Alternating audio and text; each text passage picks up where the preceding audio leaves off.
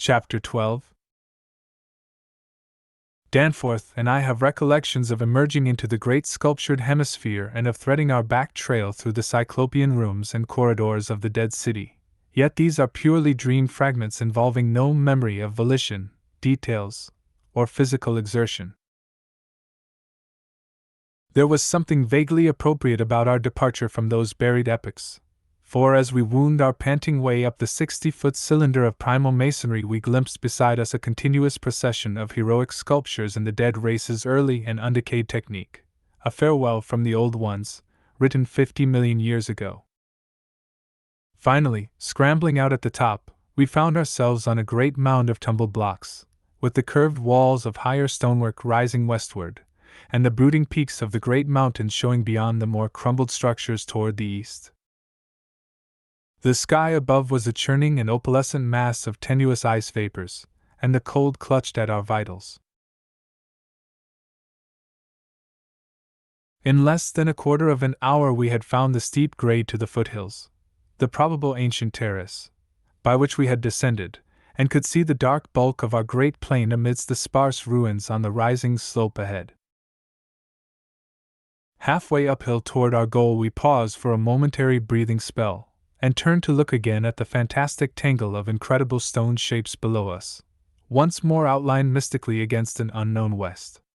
As we did so we saw that the sky beyond had lost its morning haziness, the restless ice vapors having moved up to the zenith, where their mocking outlines seemed on the point of settling into some bizarre pattern which they feared to make quite definite or conclusive.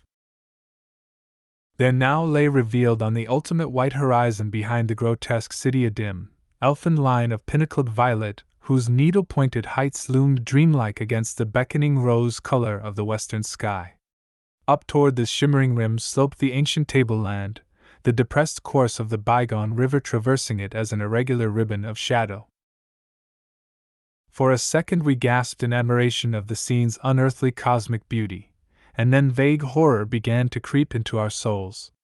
For this far violet line could be nothing else than the terrible mountains of the Forbidden Land, highest of Earth's peaks and focus of Earth's evil, harborers of nameless horrors and Archean secrets, shunned and prayed to by those who feared to carve their meaning, untrodden by any living thing of Earth, but visited by the sinister lightnings and sending strange beams across the plains in the polar night.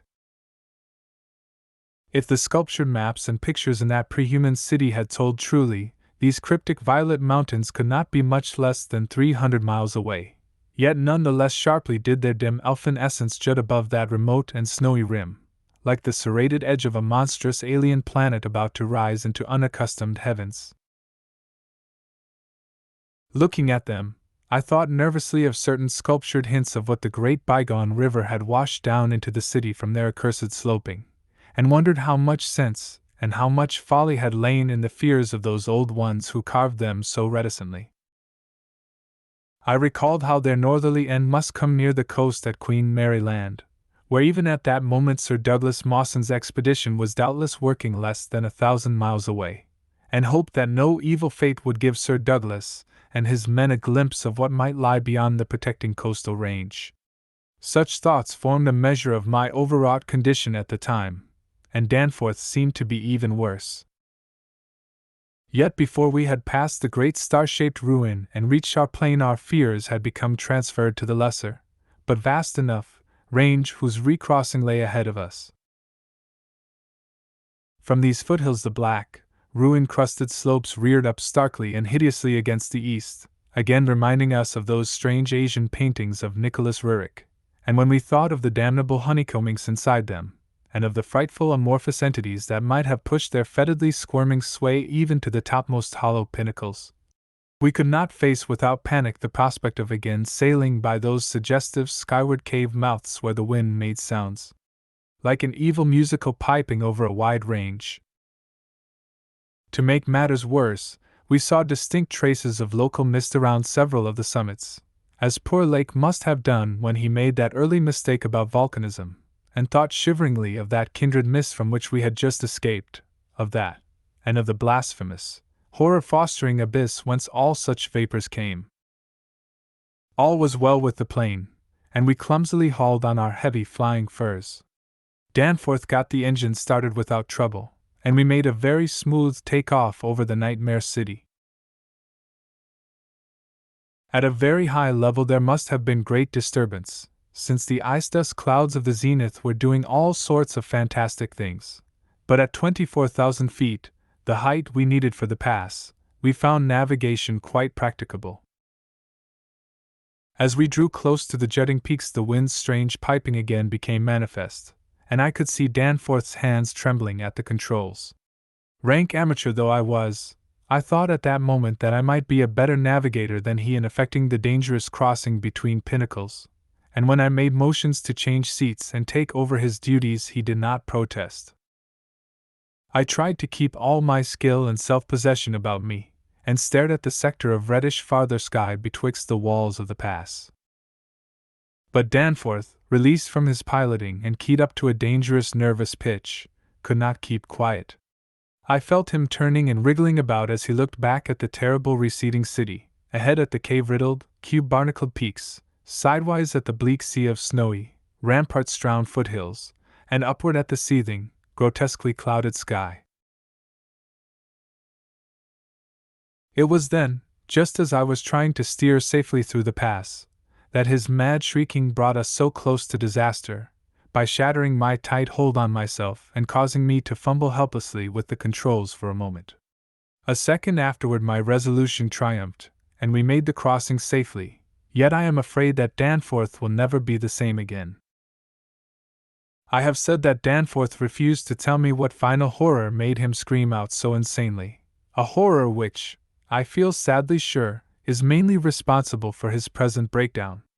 We had snatches of shouted conversation above the wind's piping and the engine's buzzing as we reached the safe side of the range and swooped slowly down toward the camp, but that had mostly to do with the pledges of secrecy we had made as we prepared to leave the nightmare city.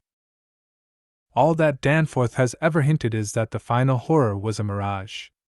It was not, he declares, anything connected with the cubes and caves of those echoing, vaporous, wormily honeycombed mountains of madness which we crossed, but a single fantastic, demonic glimpse, among the churning westward zenith clouds, of what lay back of those other violet westward mountains which the old ones had shunned and feared.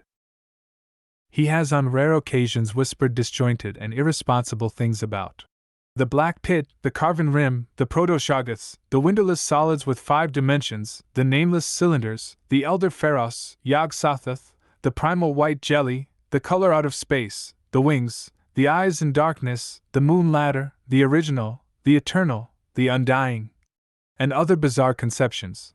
But when he is fully himself he repudiates all this and attributes it to his curious and macabre reading of earlier years. Danforth, indeed, is known to be among the few who have ever dared go completely through that worm-riddled copy of the Necronomicon kept under lock and key in the college library. The higher sky, as we crossed the range, was surely vaporous and disturbed enough, and although I did not see the zenith I can well imagine that its swirls of ice dust may have taken strange forms. Imagination, knowing how vividly distant scenes can sometimes be reflected, refracted, and magnified by such layers of restless cloud, might easily have supplied the rest, and of course, Danforth did not hint any of these specific horrors till after his memory had had a chance to draw on his bygone reading. He could never have seen so much in one instantaneous glance. At the time, his shrieks were confined to the repetition of a single, mad word of all too obvious source. Tekeli-li! Tekeli-li! The end. Thank you for watching. We are dedicated to curating literature into some of the best read-along audiobooks anywhere. Please support the channel by clicking like and subscribe. As our supporters grow, we will be able to improve the quality of our publications, add better voices, and make more great books available to our viewers. If you have any requests, feel free to message us anytime. ultimateaudiobooks.com